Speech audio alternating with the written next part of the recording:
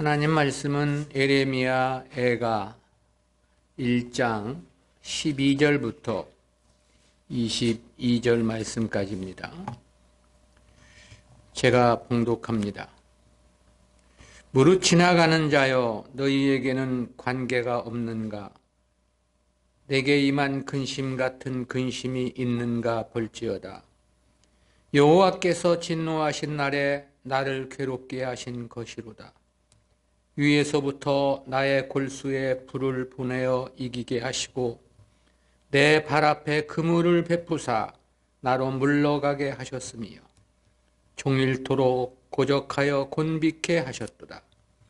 내 죄악의 멍에를 그 손으로 묶고 얽어 내 목에 올리사 내 힘을 피곤케 하셨으며 내가 당할 수 없는 자의 손에 주께서 나를 붙이셨도다. 주께서 내 지경한 모든 용서를 없는 것 같이 여기시고 성회를 모아 내 소년들을 부수시며 처녀 유다를 술틀에 밟으셨도다. 이를 인하여 내가 우니 내 눈에 눈물이 물같이 흐르며 나를 위로하여 내 영을 소성시킬 자가 멀리 떠났음이로다. 원수들이 이김에 내 자녀들이 외롭도다. 시온이 두 손을 폈으나 위로할 자가 없도다. 여호와께서 야곱의 사면에 있는 자를 명하여 야곱의 대적이 되게 하셨으니 예루살렘은 저희 가운데 불결한 자 같도다. 여호와는 의로우시도다. 내가 여호와의 명령을 거역하였도다. 너희 모든 백성들아, 내 말을 듣고 내 근심을 볼지어다. 나의 처녀와 소년들이 사로잡혀 갔도다. 내가 내 사랑하는 자를 불렀으나 저희가 나를 속였으며 나의 제사장들과 장로들은 소송시킬 식물을 구하다가 성중에서 기절하였도다.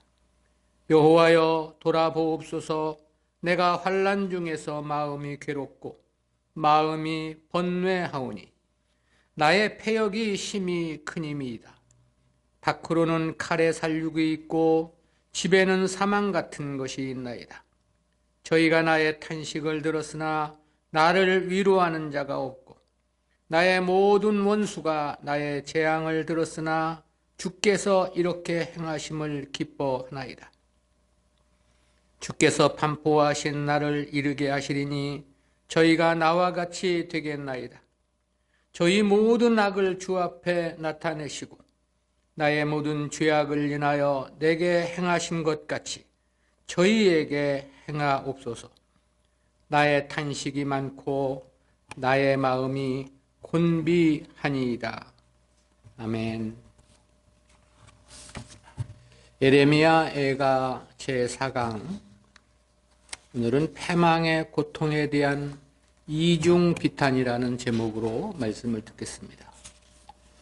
앞선 1절부터 11절은 이스라엘의 패망에 대해 거듭된 비탄과 고통받는 선민을 향한 하나님의 관심을 호소한 내용이었습니다. 이어진 본 단락 역시 이스라엘의 패망에 대한 이중 비탄과 원수에 대한 심판을 호소한 내용입니다. 이에 대한 12절부터 22절까지는 소주제가 구속사적 교훈까지 넷으로 요약이 됩니다. 첫 번째는 패망의 고통에 대한 첫 번째 비탄입니다. 이에 대한 12절부터 15절은 내용을 6으로 구분해서 살펴보겠습니다. 첫 번째는 12절에서 무릇 지나가는 자여, 너희에게는 관계가 없는가? 내게 임한 근심 같은 근심이 있는가 볼지어다. 여호와께서 진노하신 날에 나를 괴롭게 하신 것이로다 그랬습니다. 이 본절 12절은 히브리어 12번째 자음인 라메스로 시작이 됩니다.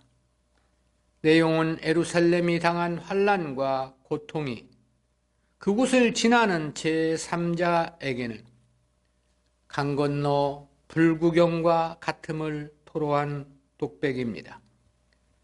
이 같은 예레미야의 독백은 불특정 대상을 등장시킴으로써 역설적으로 유다가 당하는 당시의 고통과 환난이 얼마나 처절했는가를 반증해 줍니다. 누구도 겪어보지 못했고 누구와도 공유할 수 없는 고통과 환난이 지금 예루살렘을 휩쓸고 있음을 나타내고 있는 것입니다. 한편 본절 이하 22절까지는 예루살렘 성을 의인화시켜서 1인칭인 나라는 말로 표현하고 있습니다. 그러니까 이는 나라고 나오는 이 모든 내용은 예레미야 자신을 가리키는 게 아니라 예루살렘 성을 가리키는 표현입니다. 그리고 이와 같은 표현들은 단순히 패망의 슬픔만을 표현하는 것은 아닙니다.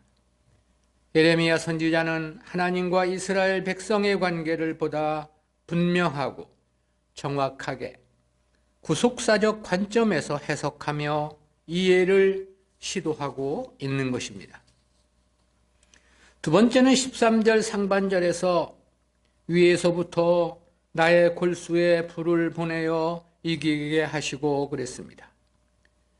히브리어 13번째 자음 mem으로 시작하는 13절은 불의 이미지를 사용하여 하나님의 징벌의 엄정함을 생생하게 나타냅니다. 여기서의 나의 골수로 번역된 기본형 애체문 뼈나 골수라는 뜻입니다. 특히 본문처럼 복수형으로 사용될 경우에는 인간의 신체를 지탱해주는 뼈대, 즉 골격을 나타냅니다. 그리고 불로 번역된 애시는 본문에서 하나님의 분노를 나타내는 상징으로 사용됐습니다. 따라서 하나님의 진노에 의한 불이 골수에 내려졌다라는 것은 인간으로서는 도저히 감당기 힘든 고통을 의미합니다. 아울러 이 심판의 굴레에서 결코 벗어날 수 없다는 의미를 나타내기도 합니다.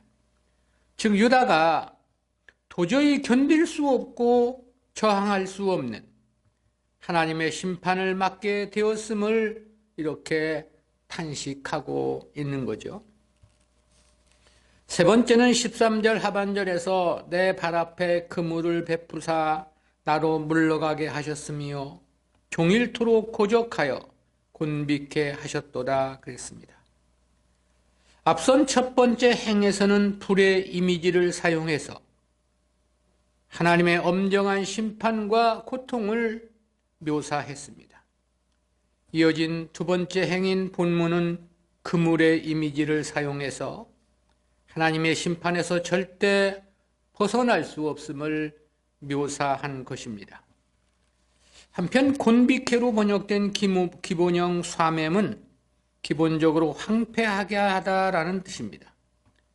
하지만 이 동사가 개인에게 적용이 될 때는 고독하고 처량하게 지내는 모습을 나타내기도 합니다.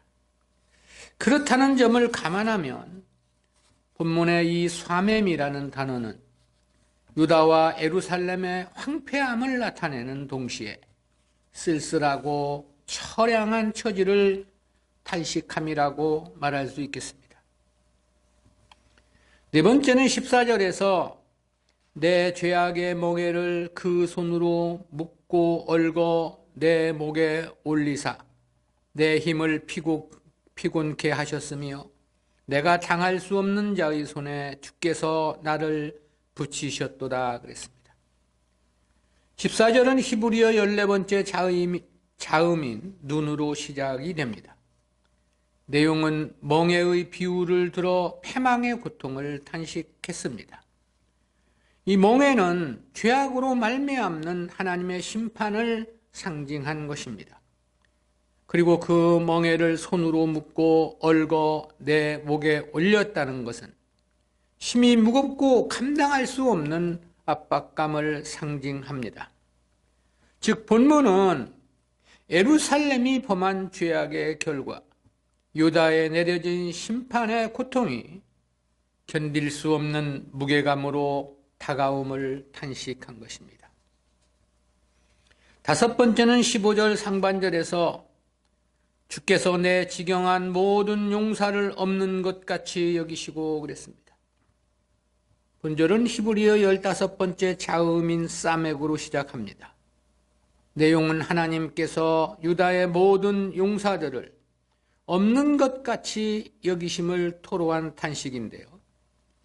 여기서 없는 것 같이 여기식으로 번역된 히브리어 실라는 짓밟다, 물리치다라는 뜻으로 번역되는 단어입니다. 문맥을 고려하면 짓밟다라는 뜻으로 사용되었음을 알 수 있습니다.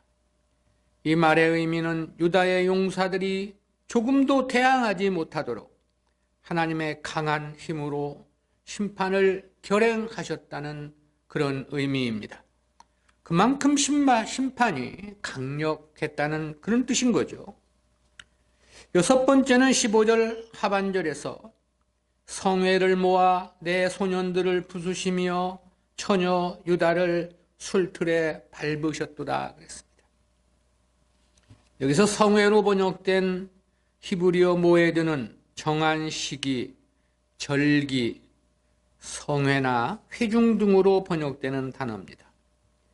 10절에서 공회로 번역된 칼과는 구분이 되는데요. 이 모에드는 기본적으로 정한 시기, 절기, 성회 또는 회중을 가리킵니다. 특히 이스라엘의 종교적 배경에서 보면 정한 때는 이 절기를 가리키는 건데요. 그러나 본문에서의 이 모에드는 이스라엘의 어떤 절기를 가리킴은 아닙니다. 유다 백성들을 침공하기 위한 바벨론 군대를 가리킴으로 사용이 됐습니다. 본래 이스라엘의 절기는 국가적인 축제이며 매우 기쁘고 즐거운 모임이었습니다. 그러나 유다의 범죄가 그들의 멸망을 축하하는 원수들의 축제가 되었다는 의미인 것입니다. 처녀 유다를 술틀에 밟으셨도다라고 하면 유다가 당한 환난의 고통이 심히 참혹했다는 뜻의 은유적인 표현입니다. 두 번째는 절대 절망에 대한 두 번째 비탄입니다. 앞선 12절부터 15절은 패망의 고통 자체에 대한 애절한 비탄이었습니다. 이어진 본단락은 패망과 고통의 고독함 그리고 절망스러움을 비탄한 내용입니다. 이에 대한 16절부터 19절은 내용을 7으로 구분해서 살펴봅니다. 첫 번째는 16절 상반절에서 이를 인하여 내가 우니 내 눈에 눈물이 물같이 흐르며 나를 위로하여 내 영을 소성시킬 자가 멀리 떠났음이로다 그랬습니다. 이 본절은 히브리어 16번째 자음인 아인으로 시작을 합니다. 이스라엘의 절망적 슬픔을 탄식한 내용인데요. 앞선 2절에서도 이러한 슬픔을 토로한 바 있었습니다. 그런데 거기서는 그 눈물이 뺨에 흐르는 정도로 묘사가 됐습니다. 그러나 본절에서는 그 눈물이 물같이 흐른다고 표현을 한 겁니다. 이 말은 눈물이 얼굴을 적시고 땅바닥을 흥건히 적실 정도로 하염없이 흘러내린다는 과장법적인 표현입니다. 이는 두말할 나위 없이 처절한 슬픔과 비애를 탄식함입니다. 그럼에도 더욱 절망인 것은 그 누구도 슬픔을 위로해 줄 자가 없고 해결해 줄 자가 없다는 사실입니다. 두 번째는 16절 하반절에서 원수들이 이김에 내 자녀들이 외롭도다 그랬습니다. 여기서의 내 자녀들이란 이 예루살렘 백성들이나 예루살렘 주변의 위성 도시들 혹은 예루살렘의 미래를 암시하는 은유적 표현입니다. 첫 번째, 두 번째 의미로 본다면 유다의 철저한 파괴를 강조한 것이 되고요. 마지막 의미로 본다면 이는 지금 현재에도 슬픔이 넘쳐날 뿐 아니라 미래에도 희망이 없다는 의미가 되겠습니다. 여기서 외롭도다로 번역된 사매은 황폐함이나 외로움, 그리고 이전에 행복했던 삶으로부터의 완전한 단절을 나타내는 단어입니다. 그만큼 절망적임을 탄식한 것이라고 말할 수 있겠습니다. 세 번째는 17절 상반절에서 시온이 두 손을 폈으나 위로할 자가 없도다. 여호와께서 야곱의 사면에 있는 자를 명하여 야곱의 대적이 되게 하셨으니 그랬습니다. 먼저는 히브리어의 17번째 자음인 페로 시작이 됩니다. 내용은 역시 하나님의 심판에 의한 예루살렘의 절망적 상황을 의인화한 묘사입니다. 여기서 두 손을 폈으나 라는 의미는 누군가에게 간절히 도움을 청하는 몸짓을 묘사한 표현입니다. 그러나 그 누구도 도와줄 자가 없다고 그랬습니다. 그 이유를 하나님께서 이스라엘의 사면에 있는 자들을 모두 그들의 대적이 되게 하셨기 때문이라고 말씀합니다. 실로 하나님이 그리 하셨으니 절망일 수밖에 없는 것은 너무나도 당연하다는 생각이 듭니다. 네 번째는 17절 하반절에서 예루살렘은 저희 가운데 불결한 자 같도다 그랬습니다. 여기서 불결한 자로 번역된 닛다라는 단어는 1차적으로는 생리 중에 있는 여인의 불결함을 나타내는 단어입니다. 그러면서도 혐오스러움을 나타내기도 합니다. 하나님께서 저들을 버리시니까 그 누구에게도 동정을 얻을 수 없을 뿐만 아니라 도리어 부정한 자와 같이 혐오스러운 존재가 되었다는 그런 뜻입니다. 다섯째는 18절에서 여호와는 의로우시도다. 내가 여호와의 명령을 거역하였도다. 너희 모든 백성들아 내 말을 듣고 내 근심을 볼지어다.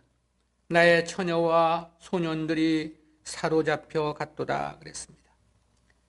이 18절은 히브리어의 18번째 자음인 차대로 시작을 합니다. 여기서 예레미야는 하나님의 의로우심을 먼저 고백하고 이어 자신들의 불의함을 고백했습니다. 그렇다는 것은 저가 예루살렘이 당한 고통과 슬픔을 애절한 마음으로 눈물 흘리지만 그것은 자신들의 잘못으로 인한 당연한 형벌임을 인정한 것이 됩니다. 여섯 번째는 19절 상반절에서 내가 내 사랑하는 자를 불렀으나 저희가 나를 속였으며 그랬습니다. 본문 19절은 히브리어 19번째 자음인 코프로 시작을 합니다. 이는 유다가 동맹국의 도움을 요청했지만 동맹국들이 유다를 속였음을 토로한 내용입니다. 여기서 내라는 호칭은 예루살렘을 의인화한 표현이라고 그랬죠. 그리고 사랑하는 자는 주변 동맹국들을 가리킨 표현입니다. 주변국들 중 가장 강성했던 애굽조차도 파병을 하기는 했지만 아무런 도움을 받지를 못했습니다. 때문에 이들 모두는 유다를 속이는 자에 불과했다는 것입니다. 실제는 이 이방인들이 유다를 속인 것은 아니고요. 유다가 스스로 속은 꼴이 된 것입니다. 왜냐하면 자신들이 이방의 도움을 받고자 값비싼 보물을 갖다 바치며 나귀의 등이 휠 정도로 보물들을 싣고 갖다 바쳤지만 그래서 동맹을 원했지만 아무런 도움을 얻지 못했기 때문이죠.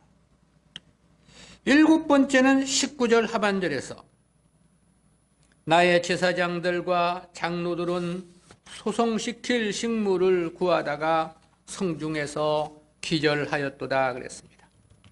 이는 유다의 종교 지도자들조차 심히 큰 곤경에 처했음을 토로한 내용입니다.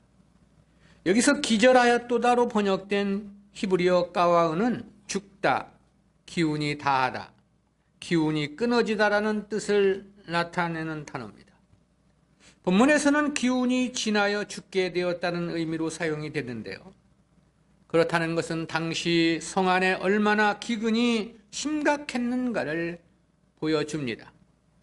특별히 여기서 제사장이나 장로들의 고통을 언급한 것은 당시 유다의 멸망에는 저들의 책임이 컸음을 강조하기 위함으로 보이고요.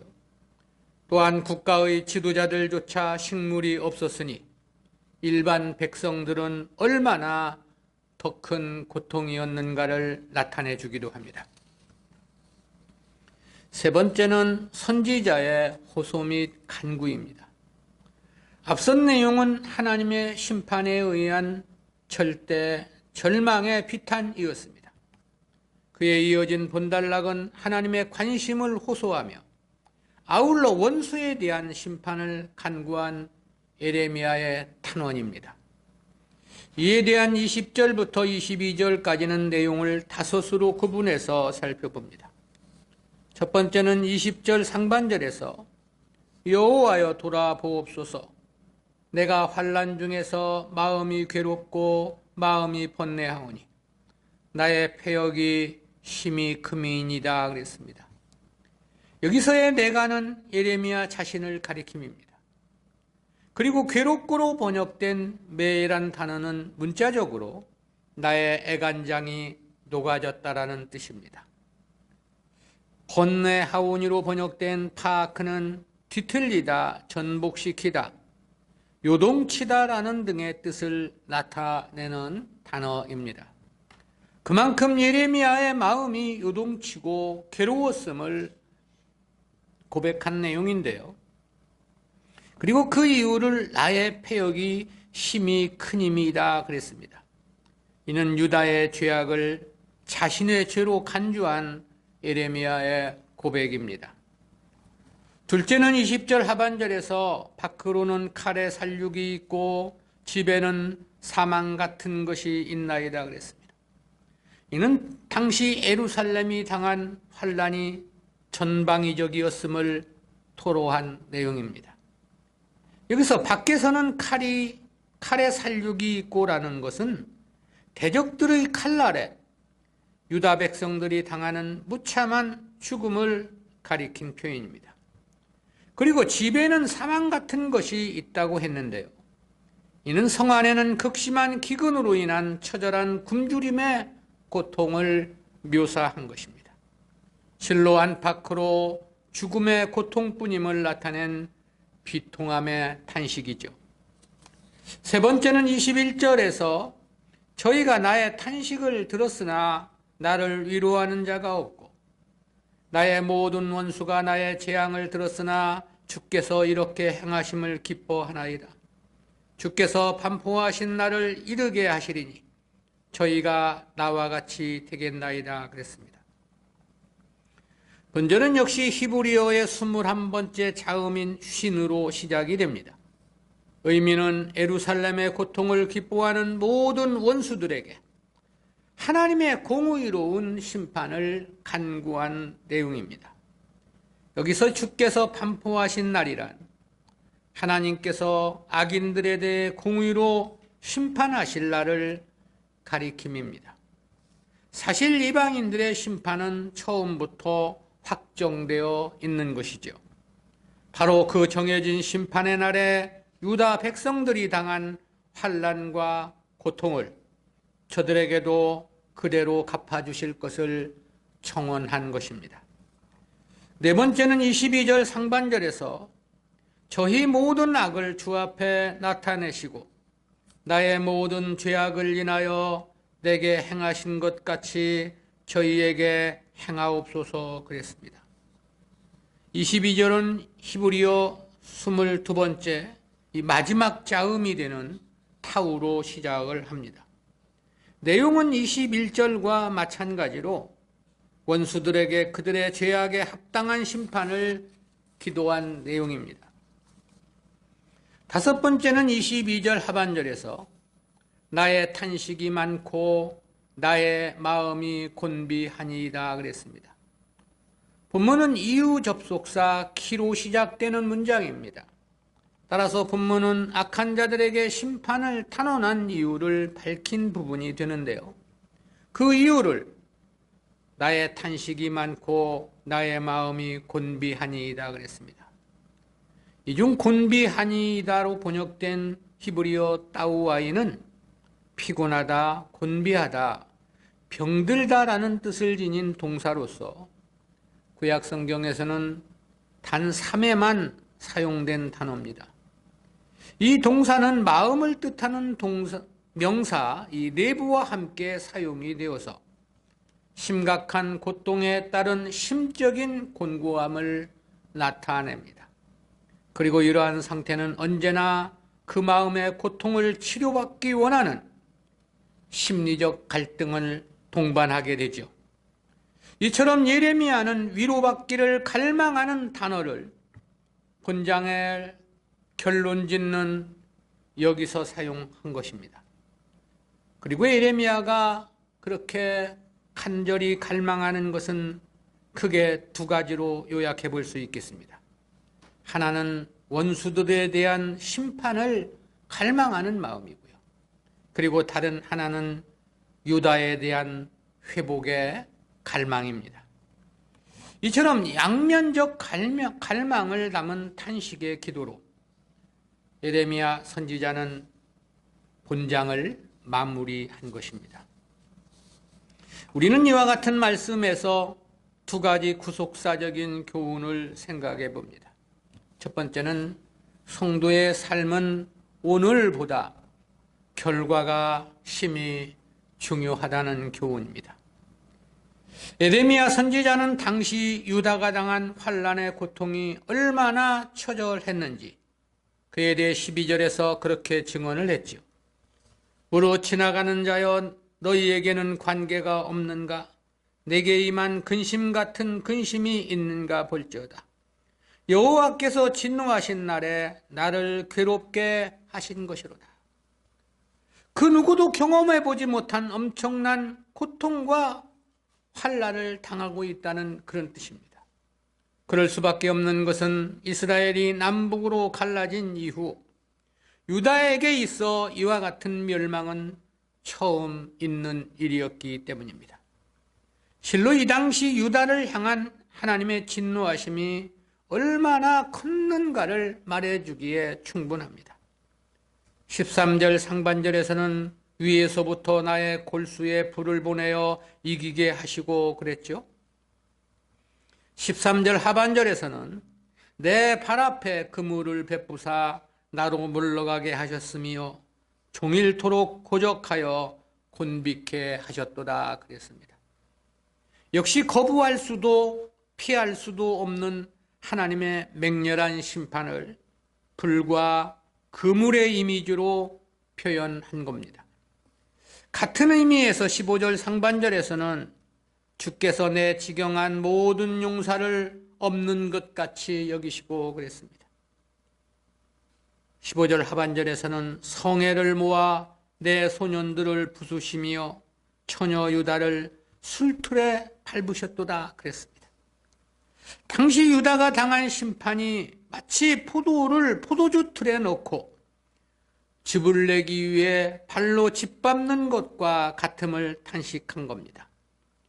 이러한 하나님의 심판은 특별히 인류를 멸하시는 최후 심판에서 언급된 내용인데요. 계시록 14장 19절 20절입니다.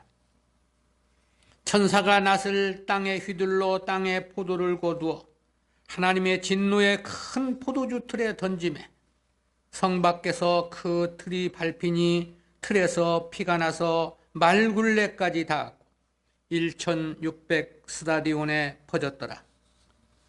이 그야말로 바벨론의 침략에 의한 유다의 멸망이 얼마나 참담하고 참혹했는가를 말해줍니다. 그리고 우리는 이러한 말씀에서 하나님의 징계나 심판은 그 누구도 피할 수 없다는 사실과 함께 그 심판은 매우 냉혹하다는 사실을 깨닫게 됩니다. 그러기에 성도의 삶은 무엇보다 결과가 너무너무 중요하다는 교훈을 생각해 보게 되는 거죠. 당시 예레미야는 유다 백성들을 향하여 그렇게 지적한 바 있습니다. 예레미야 7장 4절입니다. 너희는 이것이 여호와의 전이라 여호와의 전이라 여호와의 전이라 하는 거짓말을 믿지 말라. 무슨 뜻이냐면 당시 이스라엘은 자신들에게 하나님의 성전이 있다는 큰 자부심을 가지고 있었습니다. 그리고 그 성전에서 하나님께 제사를 드리고 있는 한 절대 자신들에게는 하나님의 심판은 없을 것이라고 믿고 있었습니다. 대부분의 종교, 정치 지도자들이 그랬습니다. 그랬기에 에레미야가 목에 멍에를 메고 바벨론의 항복을 종용했지만 당시 하나냐 선지자는 그 멍에를 빼앗아 꺾으며 그렇게 이야기를 했죠. 예레미야 28장 11절입니다. 모든 백성 앞에서 말하여 가로되 여호와께서 이같이 말씀하시되 내가 투애가 차기 전에 열방의 목에서 바벨론 왕 느부갓네살의 멍에를 이같이 꺾어버리라 하셨느니라. 선지자 에레미야가 자기 길을 가니라. 제1차 바벨론 포로 때 이 포로로 잡혀간 성전 유사장 스마야는 예루살렘의 제사장 스바냐에게 편지를 보내서 에레미야 선지자를 그렇게 군박하기도 했습니다. 에레미야 29장 26절입니다. 여호와께서 노로 제사장 여호야다를 대신하여 제사장을 삼아 여호와의 집 유사로 세우심은 무릇 미친 자와 자칭 선지자를 착고에 채우며 칼을 메우게 하심이오늘 이제 내가 어찌하여 너희 중에 자칭 선지자라 하는 아나돗 사람 예레미야를 책망하지 아니하느냐. 그러나 하나님 뜻에 대한 순종과 행위가 뒤따르지 않는 성전이나 제사는 사실 아무런 의미가 없는 것이었습니다. 그럼에도 당시는 예레미야가 핍박을 받고 하나냐 선지자는 성전의 제사장들이 하나냐 선지자와 같은 그리고 성전의 제사장들이 기득권자들이 되었던 거죠. 왕과 방백들도 모두 거짓 선지자들을 더 좋아했습니다. 왜냐하면 자기들이 좋아하는 말만을 전했기 때문이죠. 백성들 역시도 모두 마찬가지였습니다. 거짓된 종교 지도자들을 추종을 했던 거죠. 거짓 선지자, 타락한 종교 지도자들이 갑이었고 예레미야는 을이었던 겁니다. 그러나 결과는 완전히 달랐습니다. 때문에 예레미야는 19절 하반절에서 나의 제사장들과 장로들은 소송시킬 식물을 구하다가 성중에서 기절하였도다 그랬습니다. 이와 같은 경우는 오늘날 우리 시대가 보다 심각하지 않느냐 그런 생각을 해봅니다. 그저 교회만 나오면 하나님의 사랑을 받는 것이라고 그렇게 생각을 하죠. 예배만 드리면 하나님이 축복해 주실 것으로 믿고 있습니다. 또한 대형 교회들이 무슨 하나님의 일을 하는 것처럼 자신들이 뭔가 큰 일을 행하는 것처럼 생각을 하죠. 많은 사람들이 추종을 하니까 자신들이 하나님의 대언자나 무슨 대리자나 된 것처럼 행세하기도 합니다. 물론 오늘은 그럴 수 있습니다. 그러나 오늘이 다는 아닌 것입니다. 오늘보다 더 중요한 것이 내일인 것입니다. 따라서 오늘 모든 자들이 내 편이라 해서 그것이 다가 아닌 것입니다. 오늘 내가 더 많은 것을 가지고 누린다 하여 그것이 전부가 아니라는 사실입니다. 이 부분을 주님은 그렇게 말씀을 하셨죠. 마태복음 19장 30절입니다. 그러나 먼저 된 자로서 나중되고 나중된 자로서 먼저 될 자가 많으니라. 오늘 먼저 됨이 중요하지 않다는 것입니다. 오늘 세상적으로 성공함이 성공은 아니라는 것입니다. 1000번, 10,000번 중요한 것이 내일이고 결국인 것입니다. 오늘 조금 잘 나간다 해서 어깨에 힘줄 일 아닙니다. 반대로 오늘 어려움이 있다 해서 기죽을 일 아닌 것입니다. 진짜 중요한 것은 오늘이 아니라 내일이기 때문에 그렇습니다. 어려워도 반드시 하나님 뜻대로 살려고 몸부림을 쳐야 합니다. 힘들어도 하나님 섬김에 최선을 다해야 합니다. 오늘보다 우리가 맞게 될 마지막의 결과가 심히 중요하기 때문입니다. 즉 죽음선을 넘어 주님 면전에 이르는 그때가 너무너무 중요합니다. 두 번째로 성도는 그 어떤 현실에서도 하나님의 공의를 인정할 수 있어야 한다는 교훈입니다. 그것은 참혹한 하나님의 심판에 의한 고통의 절규 속에서도 하나님의 의로우심을 선언한 예레미야의 고백 속에서 깨닫는 교훈입니다. 예레미야 선지자는 16절 상반절에서 이를 인하여 내가 우니 내 눈에 눈물이 물같이 흐르며 나를 위로하여 내 영을 소송시킬 자가 멀리 떠났음이로다 그랬습니다. 뺨을 타고 흐른 눈물이 땅을 적실 만큼 절망적 슬픔을 나타낸 과장법적 표현이라고 그랬습니다. 17절 상반절에서는 시온이 두 손을 폈으나 위로할 자가 없도다. 여호와께서 야곱의 사면에 있는 자를 명하여 야곱의 대적이 되게 하셨으니 그랬죠. 주변의 동맹국들에게 도움을 요청했지만 그 누구의 도움도 받을 수 없었다는 비통한 마음의 탄식입니다. 근데 그 원인을 여호와께서 야곱의 사면에 있는 자를 명하여 야곱의 대적이 되게 하셨으니라고 말씀을 한 겁니다. 하나님 때문에 도움을 받을 수 없었다는 의미인 거죠. 때문에 17절 하반절에서는 예루살렘은 저희 가운데 불결한 자 같도다 그랬습니다.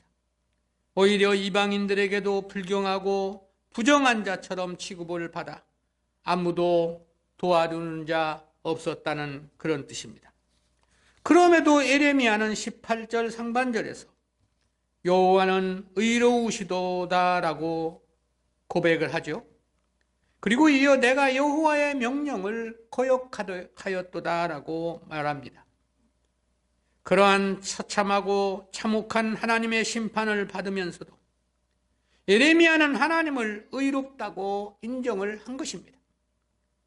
자신들이 받는 그 냉혹한 심판은 순전히 자신들이 잘못 때문임을 고백을 한 것입니다.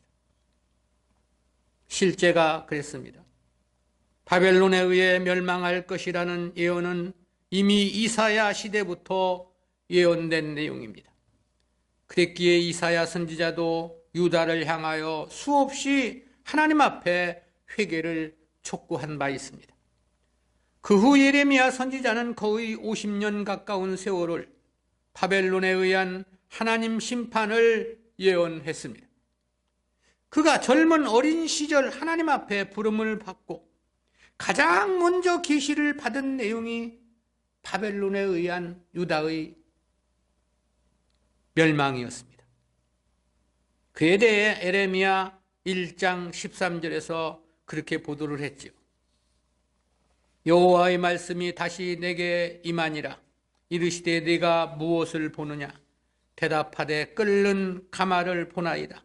그 면이 북에서부터 기울어졌나이다. 이어진 14절과 15절에서는 그렇게 보도를 했습니다.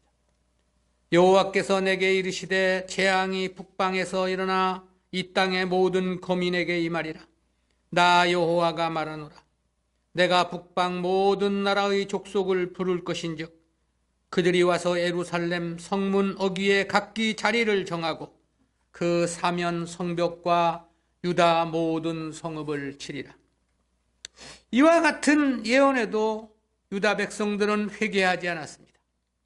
따라서 예레미야는 작금의 환난과 고통, 그로 말미암은 슬픔이 모두 자신들의 잘못임을 시인하고 있는 거죠. 하나님의 심판은 옳고 의롭다는 사실을 인정한 것입니다. 실제 하나님은 의의 원천이시고 정의 자체이십니다. 그러므로 성도는 자신에게 그 어떤 현실이 닥친다 하더라도 일단 하나님의 역사를 인정하고 그 현실에 순응해야 합니다. 우리가 보기에는 도저히 이해 불가능하고 용납 불가능하다 하더라도 그래야 합니다. 실제 하나님은 그 어떤 경우에도 불의를 행치 않으시기 때문입니다. 우리에게 어떤 험악한 현실이 닥친다면 하나님을 원망하기 이전 일단 자신의 잘못이 무엇인가부터 헤아려 봐야 합니다. 두드러진 잘못이 없음에도 환난이 왔다면 믿음의 연단과 성숙을 위한 하나님의 섭리로 이해해야 합니다. 또한 하늘의 상급을 더해 주시려는 특별하신 하나님의 축복으로 받아들여야 합니다. 하나님 믿는데 왜 나한테는 도움을 주시지 않는가? 입을 삐죽대고 고개를 좌우로 저어서는 안 되는 것입니다. 하나님은 실제 자기 백성들은 물론이지만 불신자들에게까지도 지극히 공의로우신 하나님이시기 때문에 그렇습니다. 특히 택한 백성들에게는 오직 그들의 유익을 위해서만 역사하시는 하나님이시기 때문입니다. 그래서 바울은 그렇게 증언을 했던 것입니다. 로마서 8장 28절이죠. 우리가 알거니와 하나님을 사랑하는 자, 곧 그 뜻대로 부르심을 입은 자들에게는 모든 것이 합력하여 선을 이루느니라. 다 망해가는 현실이라 하더라도 하나님을 의심해서는 안 됩니다. 다 죽어가는 절박한 현실이라 하더라도 하나님을 원망할 수는 없는 것입니다. 모두가 다 잘 나가는데 나만 망한다 하더라도 하나님을 불평해서는 안 되는 것입니다. 즉 그 어떤 형편과 처지라 하더라도 우리는 하나님의 의로우심을 고백하며 찬양할 수 있어야 합니다. 그것이 곧 믿음이고 그것이 곧 하나님을 바르게 하는 알미이기 때문에 그렇습니다. 그래서 바울은 그렇게 증언을 했죠. 고린도후서 1장 20절입니다. 하나님의 약속은 얼마든지 그리스도 안에서 예가 되니 그런즉 그로 말미암아 우리가 아멘하여 하나님께 영광을 돌리게 되느니라. 아멘. 기도하십니다. 사랑의 하나님 은혜 감사합니다. 오늘도 이스라엘의 멸망을 말씀한 내용을 통해서 귀한 교훈 깨닫게 해주심 진실로 감사합니다. 성도의 삶은 오늘보다 결과가 심히 중요하다는 교훈, 주여 저희들 마음속에 간직하게 하시고 늘 주님을 만날 그 면전, 이를 생각하며 준비해가는 우리의 삶이 될 수 있도록 은혜 베풀어 주시옵소서. 또한 성도는 그 어떤 현실에서도 하나님의 공의를 인정할 수 있어야 한다는 교훈 깨닫게 해주심 감사합니다. 그 참혹한 현실 속에서도 하나님의 의로우심을 고백한 예레미야 선지자의 믿음을 본받게 하시고 늘 하나님께 영광을 돌리는 저희들의 삶이 될 수 있도록 은혜와 은총을 더하여 주시옵소서. 감사드리옵고 예수님의 이름으로 기도드리옵나이다. 아멘.